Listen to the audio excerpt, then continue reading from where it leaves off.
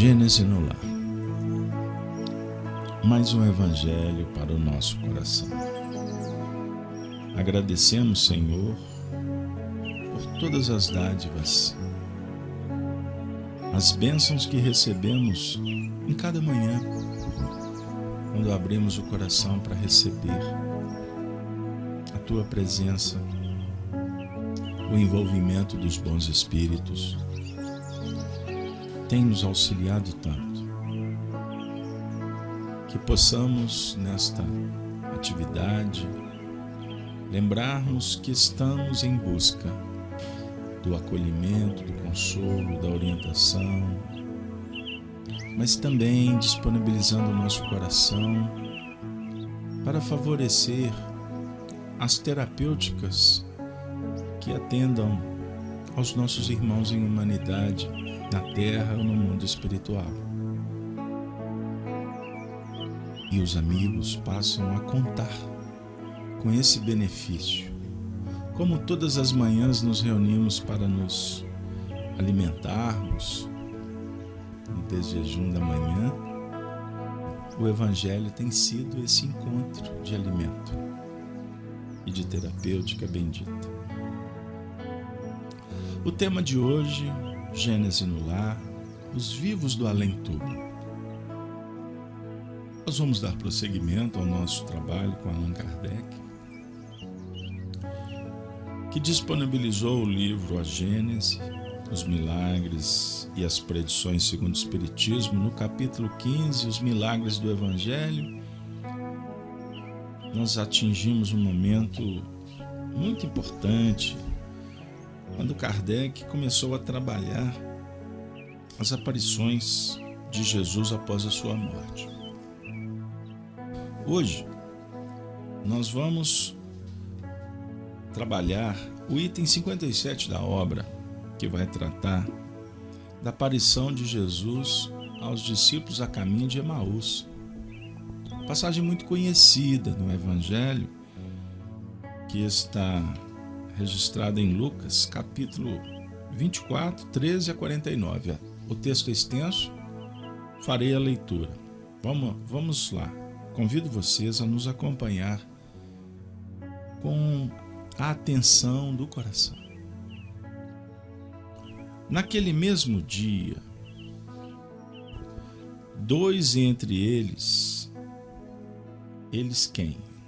Discípulos, foram a uma aldeia chamada Emaús, longe a 60 estádios de Jerusalém. Falando entre si, conversando sobre tudo o que havia se passado. E ocorreu que quando se entretinham e conversavam juntos, Jesus veio, ele próprio, se juntar a eles e se pôs a caminhar com eles. Olha que legal. Ele se aproxima, mas não só, ele caminha com eles. Atendimento completo. Mas seus olhos estavam fechados, a fim de que não pudessem reconhecê-lo. Quantas vezes os nossos olhos se fecham para não observar? Porque não damos conta, ou porque estamos na ilusão? E ele lhes disse: de que conversais assim, caminhando? E de onde vindes que estáis tão tristes? Um deles, chamado Cleófas, tomando a palavra, disse-lhe: sereis o único estrangeiro em Jerusalém que não sabeis o que passou esses dias aqui? E o que? Indagou-lhe. Eles lhe responderam: a respeito de Jesus de Nazaré, que foi um profeta, poderoso ante Deus e ante todo o povo, e de que maneira os príncipes dos sacerdotes e nossos senadores o entregaram para ser condenado à morte e o crucificaram. Ora, Esperávamos que fosse ele que resgataria Israel. E, entretanto, após tudo isso, eis o terceiro dia que essas coisas se passaram. É verdade que algumas mulheres das que estavam conosco nos surpreenderam, porque indo antes do amanhecer a seu sepulcro e não encontrando seu corpo, elas vieram dizer que anjos mesmos apareceram a elas e lhes disseram que ele vivia. E alguns dos nossos, tendo estado também no sepulcro, encontraram todas as coisas como as mulheres lhes haviam narrado. Quanto a ele, não o encontraram. Então, Jesus lhes disse: ó insensatos, cujo coração tarda a crer em tudo o que os profetas disseram. Não era preciso que o Cristo sofresse todas essas coisas e que entrasse assim na glória? E começando por Moisés, em seguida por todos os profetas, explicava-lhes em todas as Escrituras o que tinha sido dito dele. Entre outras palavras, pessoal, tudo que aconteceu foi previsto. Os profetas anunciaram. Porque se assim não tivesse acontecido, como a mensagem atingiria as culminâncias, os seus objetivos? Essa é a questão da glória que ele está falando. Continuando. Quando estavam próximos da aldeia para onde iam, pareceu que ele ia mais longe. Mas eles o forçaram a ficar, dizendo-lhe: demorai conosco, porque é tarde, e que o dia já está em seu declínio. E ele entrou com os dois. Estando com eles à mesa, tomou o pão e o benzeu, e, tendo-o partido, deu-o a eles. Ao mesmo tempo, seus olhos se abriram e eles o reconheceram. Mas ele desapareceu diante de seus olhos. Olha que cena espetacular. Então eles disseram um ao outro: não é verdade que o nosso coração estava ardente em nós quando ele nos falou no caminho e que nos explicou as Escrituras? E se erguendo à mesma hora, eles voltaram a Jerusalém e encontraram os 11 apóstolos, e os que permaneciam com eles estavam reunidos e disseram: o Senhor está realmente ressuscitado. E apareceu a Simão.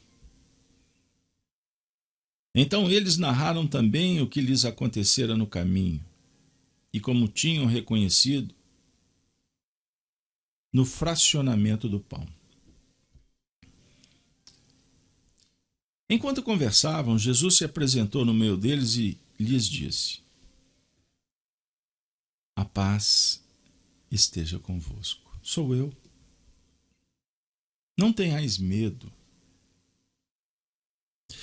Mas na confusão e o pavor que estavam possuídos, eles imaginaram que viam um espírito. Observemos como que os textos são claros e a gente não lê, porque nos falta conhecimento. Lemos apenas para entender a periferia. 2000 anos, esse texto foi lido por quantas pessoas? E esse diálogo está apontando que ver espíritos era um fenômeno que acontecia lá naquela época. Porque médiuns sempre sobreviveram a indiferença, a ignorância, o ataque. Então eles pensaram que estava vendo um espírito. Não conseguiram identificar quem o era. Pois bem, e Jesus lhes disse: por que vos perturbais? E por que se cria tanto pensamento em vossos corações? Por que vocês estão duvidando? Olhai minhas mãos e meus pés e reconheceis que sou eu mesmo. Aí ele foi mais além. Tocai-me e considerai que um espírito não tem carne nem osso, como em mim. Como vedes que eu os tenho. Após ter dito isto, mostrou-lhe suas mãos e seus pés. Allan Kardec esclarece.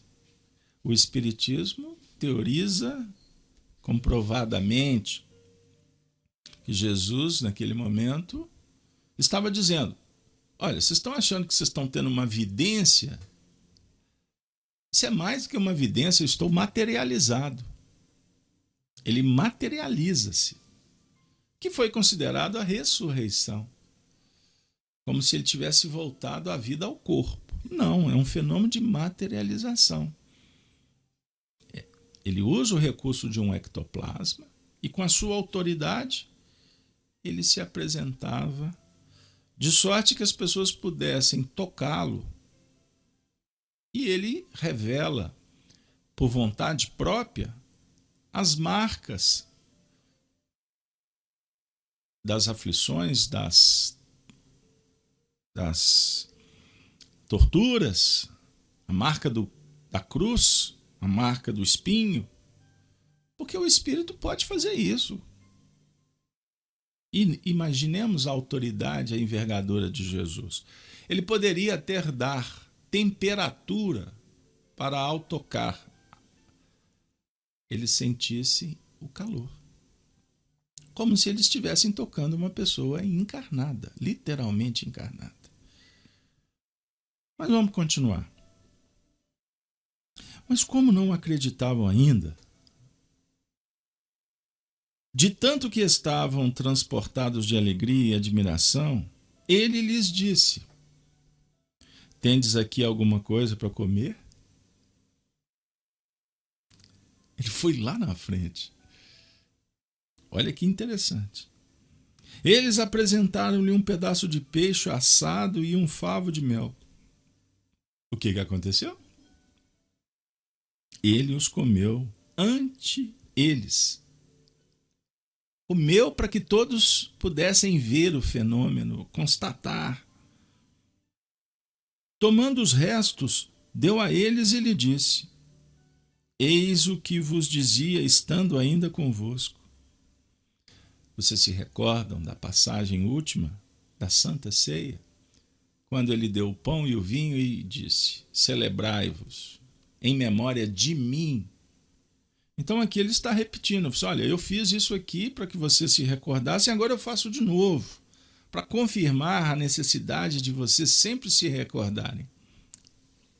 Eis o que vos dizia estando ainda convosco, que era necessário que tudo o que tenha sido escrito de mim na lei de Moisés, nos profetas e nos salmos, se cumpriu.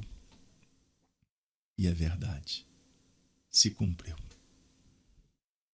Ao mesmo tempo, abriu-lhes o Espírito a fim de que entendessem as Escrituras, e lhes disse: é assim que está escrito, e é assim que era preciso que Cristo sofresse, e que ressuscitasse entre os mortos ao terceiro dia, e que se pregasse em seu nome a penitência e a remissão dos pecados em todas as nações, começando por Jerusalém.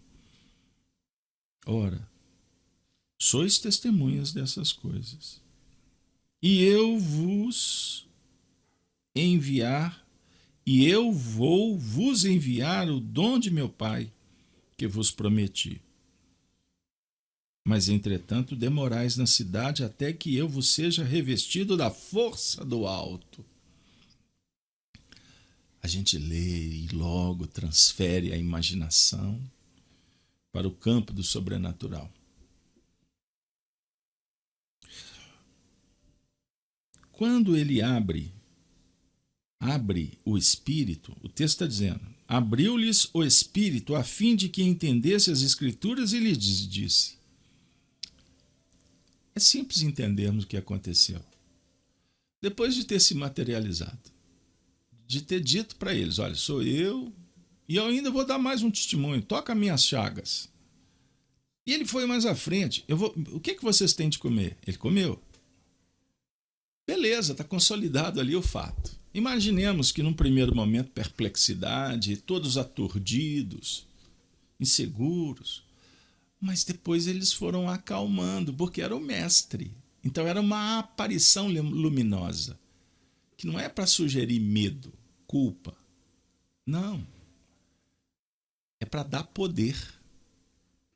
O poder oferecido pelo conhecimento, pela presença amiga, que consola e diz assim, calma. Sabe quando o professor encontra o aluno que está assim, professor, calma, meu filho. Não vos perturbais ou perturbeis. Vem cá, vem comigo. Olha aqui, outra unidade aqui. O que eu faço com elas? Vamos brincar? Vamos colocar uma junto com a outra? Se a gente somar as duas, vai dar 2. E se a gente colocar mais uma, vai dar 3. Oh, professor, eu não tinha percebido que é possível. Eu só sabia que tinha aqui 3 palitinhos. Ah, meu aluno, então vem cá, vamos desenvolver o conhecimento. Então você tem o elemento, você tem a sensibilidade, porque você está tocando, não é verdade? Agora que você comprovou que você tem 3 palitinhos, nós vamos brincar com eles. E é interessante que esses palitinhos não fiquem espalhados na mesa, vamos juntá-los, porque 3 palitinhos se tornam 3, o número 3. O 3 é mais poderoso do que 1, do que cada um separado. Ah, eu não tinha pensado nisso. Então, observe, meu aluno querido, 1 mais 1 é muito mais poderoso do que 2. Não entendi. 1 mais 1 dialoga com um movimento somatório. Define um processo que evolui para desaguar no 2. Mas se olhar só para o 2, você pode ver o 2 como um número estanque. Então, a dinâmica do amor fala sobre vida pulsante. O universo é orgânico, ele pulsa. O seu coração está ritmando, ele está num movimento que garante a sua encarnação. Ele bomba o sangue, ele faz com que a máquina... Compreenderam? É o que Jesus estava fazendo com eles. Estava escrito. Agora aqui, beleza, confirmaram? Estou aqui com vocês. Para se cumprissem as Escrituras. Então vamos abrir o entendimento para que vocês não tenham mais dúvida, não tenham medo, angústia, ansiedade, depressão. Por quê? Uma vez que eu estou provando que não existe morte, eu voltei. Eu voltei, como dizia o Roberto Carlos, para ficar porque aqui é meu lugar.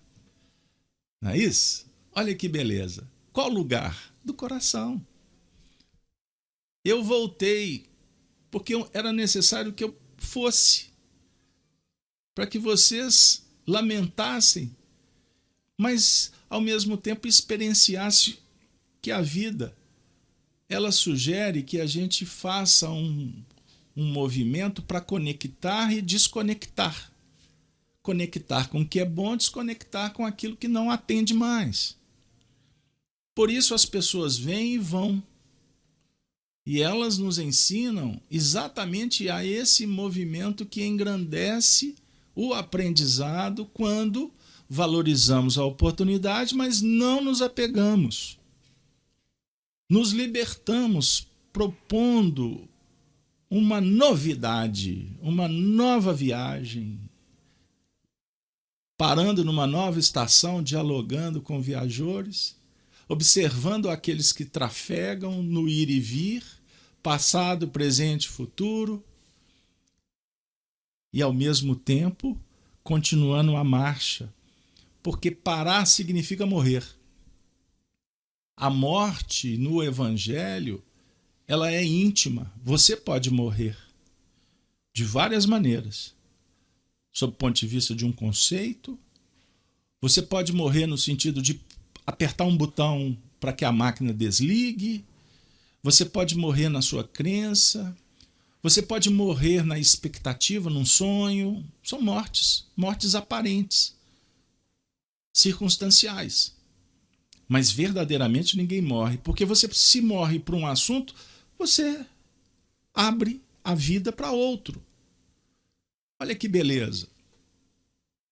Olha que maravilha. Jesus está te visitando agora, como visitou os discípulos a caminho de Emaús, como anteriormente ele visitou Madalena no túmulo, depois visitou os 11, reunidos que se encontravam com a presença da própria mãe, e ele foi repetindo esse fenômeno até se apresentar para 500 reunidos, os 500 da Galileia. Ou seja, ele foi multiplicando essa notícia da imortalidade como campeão do túmulo vazio, até atingir esse clímax de 500 espíritos encarnados. Imaginemos quantos espíritos desencarnados estavam naquela assembleia, dos 500 que estavam reencarnados. Então era um grupo expressivo. Porque muitas vezes o espírito desencarnado, ele também costuma não acreditar no prosseguimento da vida. Então, quando Jesus se materializa para os encarnados, ele também está se materializando para espíritos desencarnados.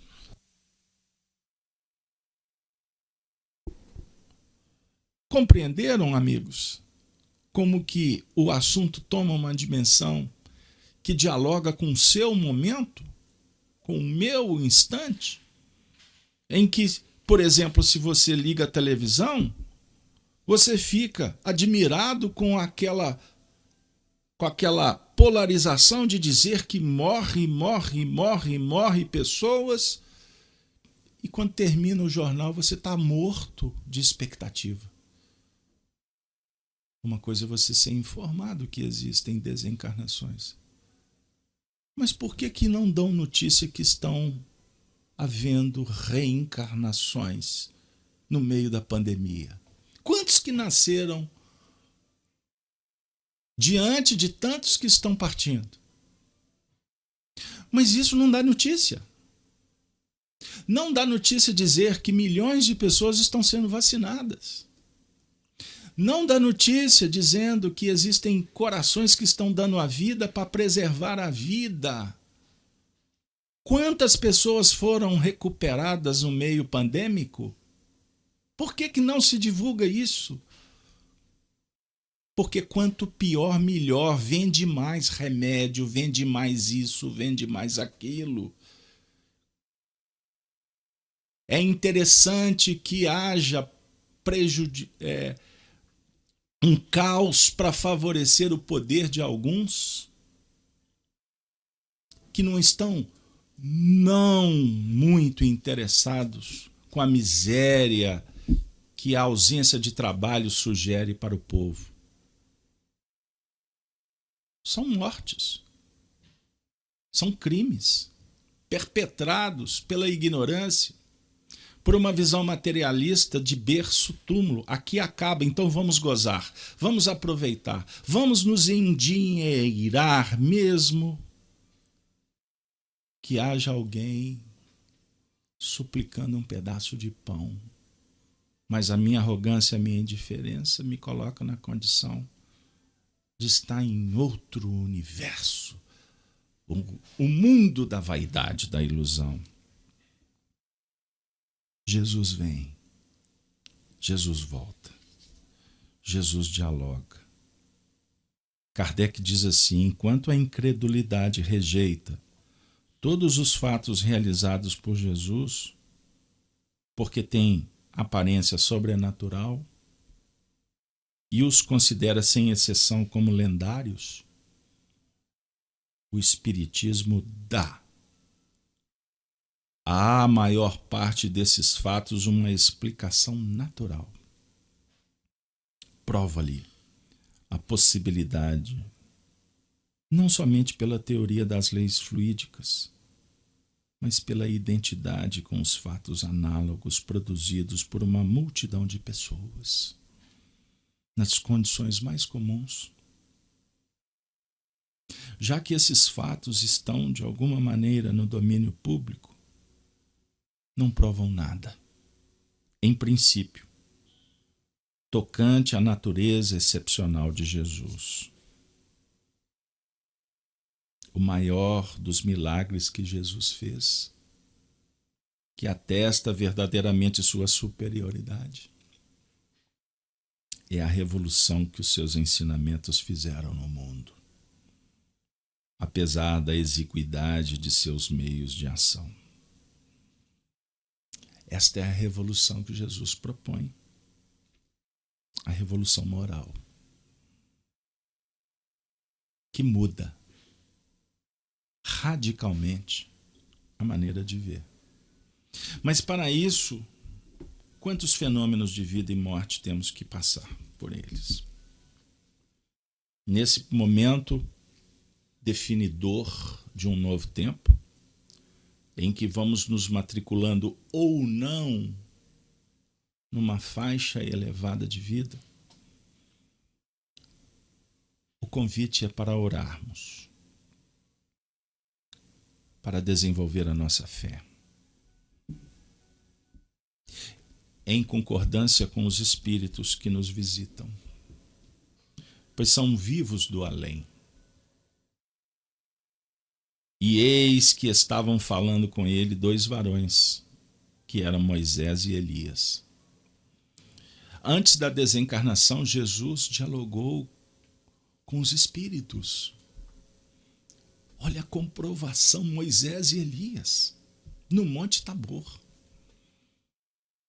E mesmo assim a gente insiste em fechar os olhos para a realidade espiritual, para manter o status quo do interesse apenas voltado para nós mesmos, na temporalidade de uma encarnação. Emmanuel nos auxilia dizendo: várias escolas religiosas, defendendo talvez determinados interesses do sacerdócio, asseguram que o Evangelho não apresenta bases ao movimento de intercâmbio entre os homens e os espíritos desencarnados, que os precederam na jornada do mais além. Entretanto, nessa passagem de Lucas, vemos o mestre dos mestres confabulando com 2 entidades egressas da esfera invisível, de que o sepulcro é a porta de acesso. Então, o Emmanuel está dizendo: escolas religiosas, se para defender interesses do sacerdócio, asseguram que o diálogo com os espíritos não é verdadeiro. Entretanto, o Evangelho é rico de comprovações desse fenômeno. Aliás, em diversas circunstâncias encontramos o Cristo em contato com almas perturbadas ou perversas, aliviando os padecimentos de infortunados perseguidos. Todavia, a mentalidade dogmática encontrou aí a manifestação de Satanás, inimigo eterno e insaciável. Por que Emmanuel está falando desse tema para nós? Ele está falando para nos alertar, para nossa crítica, para nossa análise puramente voltada para um mecanismo de uma ciência filosófica? Ou ele está dialogando com o nosso coração para não aceitar só o fato, mas nos motivar para agirmos tal qual o fato sugere? Aqui, porém, trata-se de sublime acontecimento no Tabor. Não vemos qualquer demonstração diabólica, e sim dois espíritos gloriosos em conversação íntima com o Salvador. E não podemos situar o fenômeno em associação de generalidades. Porquanto, os amigos do outro mundo, que falaram com Jesus sobre o monte, foram devidamente identificados. Não se registrou o fato declarando-se, por exemplo, que se tratava de visita de um anjo, que aí você generaliza. Mas a visita de Moisés e do companheiro, dando-se a entender claramente que os mortos voltam de sua nova vida. E eles estão aqui agora. Os mortos. De quem você lembrou? Da sua mãe? Do seu pai? Do seu filho? Do seu cônjuge?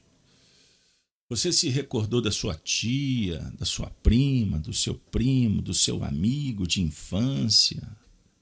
Você se recordou daquele companheiro que desencarnou por Covid ou por outros motivos? Eles podem estar aqui agora. O que nós temos a dizer para eles? Não, eu gostaria de ouvi-los. O que eles teriam para nos dizer? Eu me arriscaria a afirmar que ouçamos Jesus, que voltou para nos falar só que ele não morreu? Seria muito superficial pensar assim. Infantil. Porque os espíritos fazem isso o tempo todo. O tempo todo somos visitados para pensarmos na sobrevivência pós-túmulo. Jesus está dialogando comigo, com você agora, para que a gente possa ter o conhecimento aplicado, alinhado, conectado com bom proceder, com uma vida mais digna, com mais esperança, com mais fé. E a fé que contagia, a fé que robustece, a fé que motiva, a fé que encanta, a fé que abranda, a fé que romanceia, a fé que dança, a fé que sorri, a fé que conjuga forças corajosas para transportar os montes, para levar o companheiro do lado a pensar na beleza da imortalidade da vida, que começa aqui agora. Em meio à batalha, soldados podem ficar feridos. O que o comandante faz?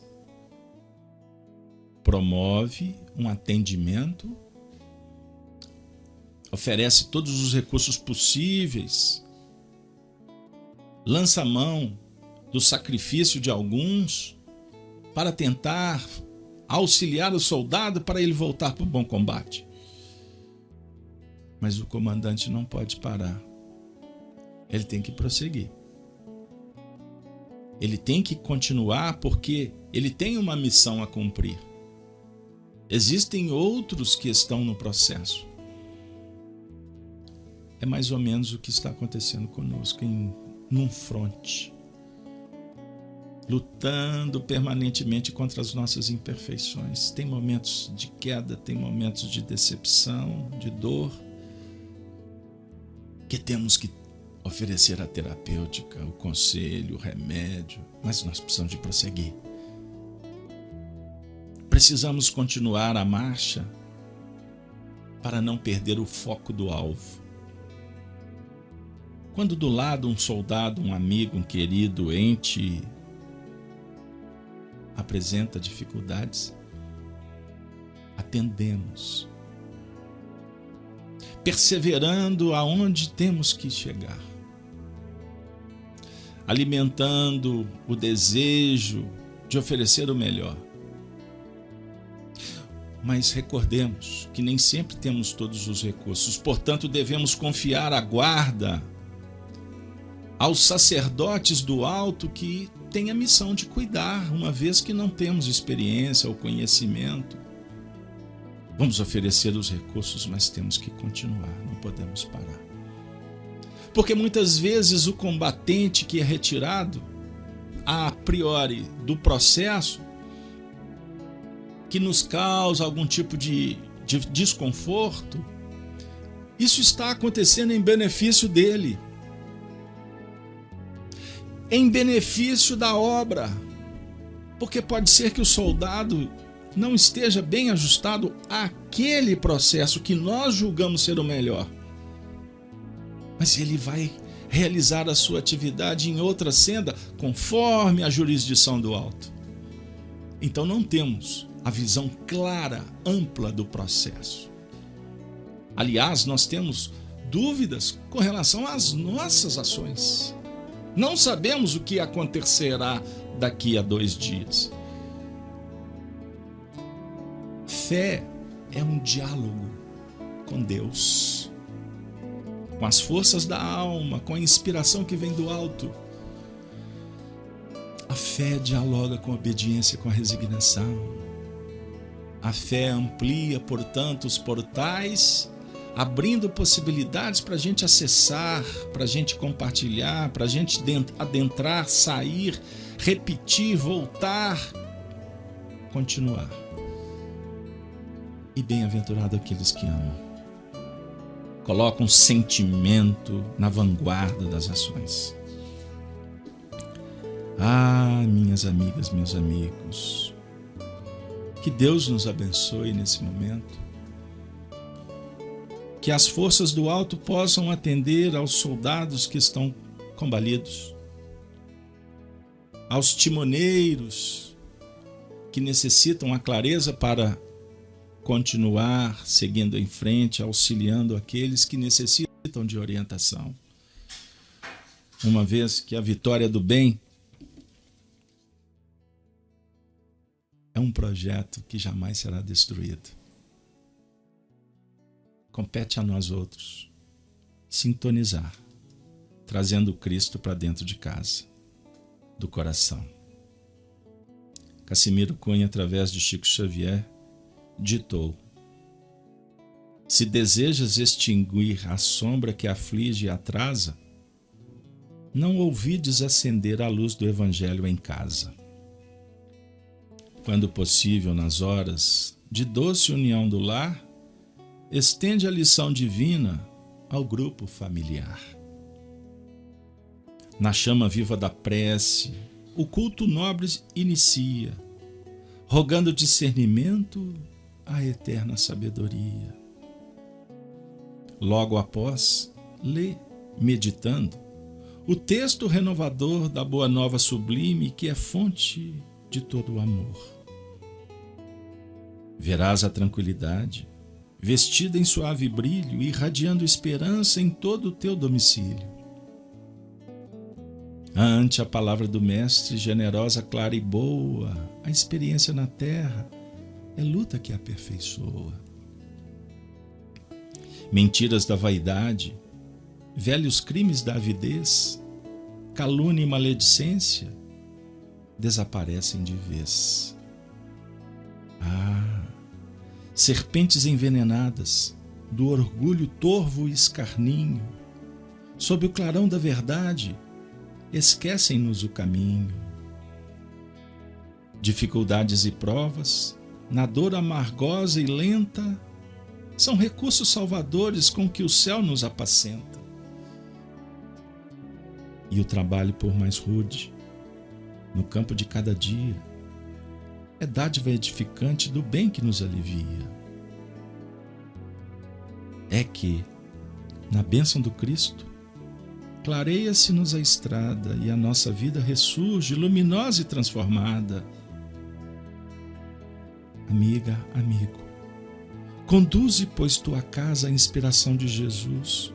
O Evangelho em tua mesa é pão da divina luz, que se multiplica, que alimenta, que consola e que nos aproxima de Jesus, essa ponte-luz para a glória do infinito, da imortalidade, que nos aproxima de todos os entes, amores, queridos, que junto conosco superamos as dores, as aflições, para cantar a cantiga da esperança, que há de sublimar o nosso ser aos páramos da celeste luz. Que Deus nos abençoe. Envolva todos que sofrem nos leitos, nas ruas, nos cárceres, no vale do sofrimento e da reparação, do arrependimento, do soerguimento. Que este instante de oração, de rogativas, fortaleçam os combatentes que desejam voltar para a lida e transformarem junto com todos nós o mundo interior, e que a terra alcance patamares superiores, fortalecida, encaminhada pelos verdadeiros amores. Ave Cristo, Ave Cristo, Ave Cristo sempre. Muito obrigado a todos. Tenham um dia de saúde, de paz, de prosperidade e de muito amor nos corações.